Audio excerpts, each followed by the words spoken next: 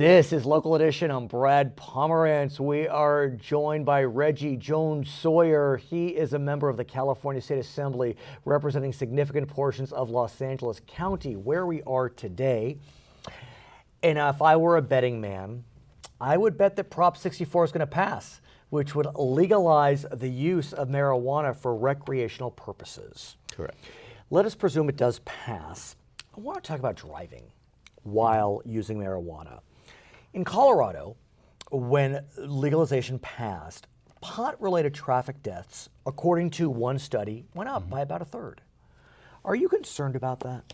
We're very concerned about it. Matter of fact, when we did the medical marijuana legislation, we actually put money in the legislation to have UC San Diego look at the effects of marijuana in driving and come up with some protocol for how to test, for how to ultimately prosecute people who are imbued with this. Yeah, and that's the problem. With alcohol, the blood alcohol test is very clear, very precise. Correct. With marijuana, I don't know that we have a test that can determine how much THC, the intoxicating agent, it has in your system and how much you need to have to be legally intoxicated. There are two companies now that claim that they have a methodology to determine that. They're under that study, and we're going to see whether or not the accuracy of it and whether or not it makes sense. And the state is giving money to it to find out. So we're ahead of the game as far as doing the analysis. I mean, the good news is, you know, people who smoke marijuana, they tend to fall asleep. So hopefully they won't be getting on the roads. Yeah. But there are elements to this that we need to consider. As you know, the California Supreme Court ruled a few years ago that the city of Riverside, as a matter of land use, could preclude medical marijuana facilities from being in their city limits. And a lot of folks believe that if 64 passes, cities will still have land use provisions that will allow them to allow or disallow medical or marijuana stores. So if LA has it, but I don't know, Calabasas doesn't, you have people driving to get their marijuana and they're stoned. So in both legislations, in mine and in the proposition, local control is really important. Right. And I believe that over time, as we start to learn more about the use of cannabis, not only just the medical uses, but how to control it. And that's what I hope to do as I move forward, to come up with legislation to ensure that we don't have it near schools, that you're not just walking around with cannabis in your mouth and smoking in public. Almost the same rules as alcohol. But what's interesting, and ensure that we can actually regulate. See, that's been the problem. Nobody's really had a robust discussion on how to regulate it in modern day. It took just 19 years to regulate medical marijuana. I would hope it won't take you all 19 years for recreational. That's why it was so important to get the medical marijuana bill done. That is the base. We now have a base we can work from, and then what we learned from other states, we can move ahead very quickly. And we did, as part of that medical marijuana bill, I think there's now an agency that is looking specifically at marijuana questions. I think there's a head of the agency. I can't remember her name, but I know that there's someone, and she's going all over the state, talking to not only the people who are in the business, but also talking to communities about ways to control the medical marijuana. The other challenge I see with marijuana is, look, in the day, marijuana was smoked. Now it can be eaten, it can be vaped, it can be in a lollipop. So while with alcohol, you know, we have no drinking in public, if someone's sucking a lollipop, they're sucking a lollipop. I mean, how do we address that? There's ways to do it, and not only do we need to regulate it from just people being stoned during the day, we have to really be concerned about people dying. For me, that's probably one of the big reasons. Is marijuana lethal? In THC in certain doses, especially in that form, can be very, you just fall asleep before you finish the lollipop? Unfortunately, there have been cases where people have had some serious injuries. No, look, I hear you. I don't mean to jest, but I hear you. I mean, as I understand it, dosing is a very significant question. People will say to me, you know, the marijuana kids are smoking today isn't like the marijuana kids smoked when you were in high school. Yeah, I mean, is that fair to say? It's been perfected in ways that what people did in the 60s and 70s and 80s and maybe even the 90s, right?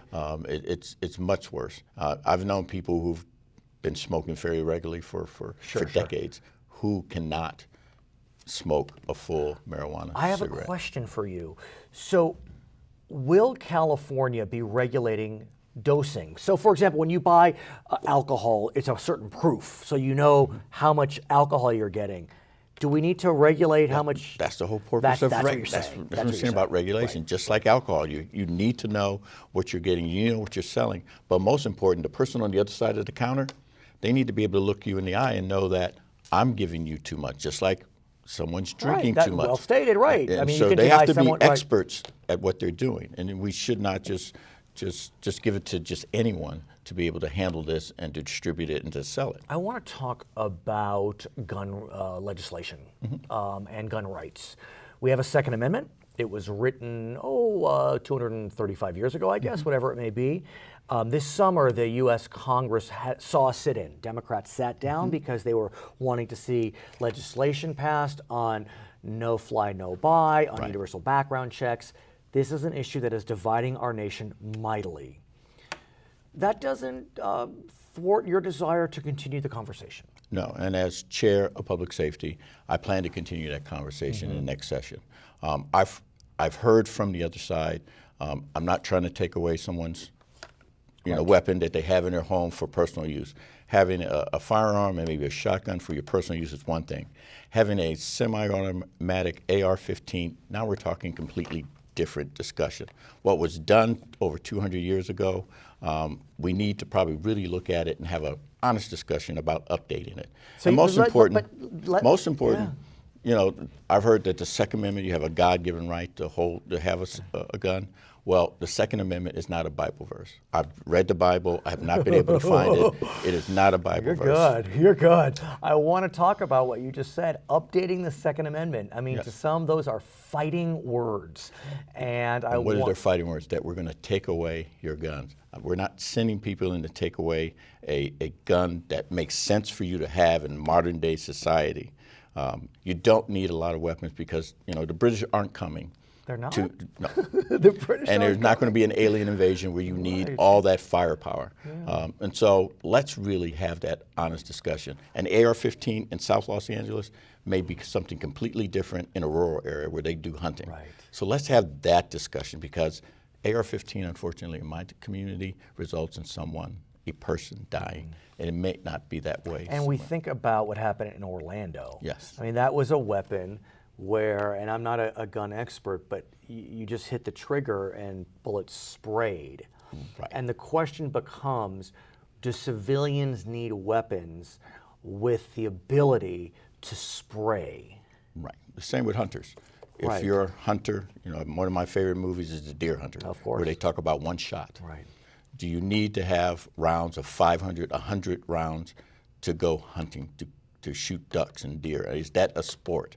Or are we talking about something different? And so let's really have an honest conversation about what you want to do. And we can continue to let you have your rights, but let's You're ready for this? Honest. I think it's overdue. I think having an honest conversation is overdue. Way overdue. I can't wait to continue this conversation about that conversation that you're going to have about the other conversation. His name is Reggie Jones-Sawyer. He is a member of the California State Assembly. He heads up the Public Safety Committee where he wants to talk about the Second Amendment to the United States Constitution. I'm Brad Pomerance in Los Angeles, Local Edition.